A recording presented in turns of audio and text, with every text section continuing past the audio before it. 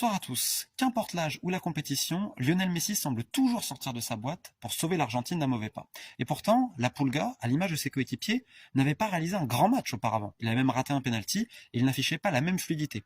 Et au contraire, on avait des Égyptiens qui tentaient crânement leur chance. Alors oui, en défendant, mais en contre qui était très efficace, notamment par Aïssé Hassan qui a fait un match exceptionnel. On aura le temps d'y revenir.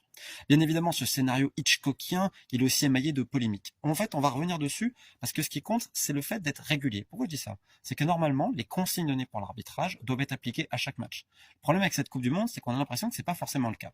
Parce que si la faute a été jugée par la VAR, en effet, il y avait faute au début de cette action. Alors c'est vrai, le problème, c'est que ça marque action exceptionnelle, but magnifique.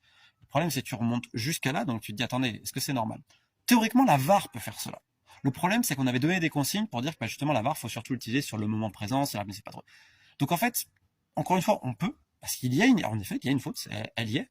Mais la question, c'est si on fait ça, il faut le faire pour tout le monde.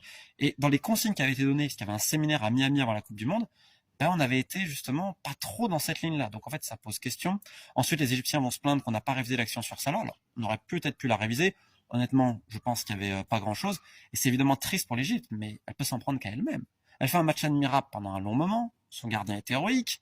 Aïssa Massa, je le répète, incroyable.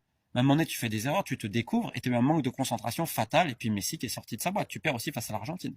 Pour l'Argentine, après le Cap-Vert, ça fait une autre alerte, notamment défensive. On voit aussi que physiquement, il y a quand même des lacunes pour certains. Donc, ça pose énormément de questions sur la suite. Mais à chaque fois, ils s'en sortent. Donc, quelque part, ça ne peut que les rendre plus forts. Du moins, c'est cette impression que ça donne.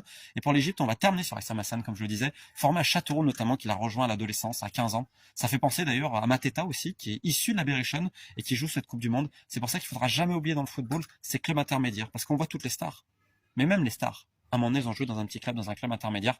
Et c'est triste, évidemment, de voir la Berrichonne dans cet état, 4e division française, relégation, problème économique, problème sportif, sachant que, elle, par exemple, a 2 joueurs dans cette Coupe du Monde, et sans elle, potentiellement, on n'a pas de Mateta, on n'a pas d'Aïssé Hassan et plein d'autres joueurs. Donc, plus que jamais, le football, c'est des stars, oui, mais c'est les clubs, ceux qui font la formation, parce que c'est grâce à eux qu'on voit aujourd'hui des matchs pareils à la Coupe du Monde.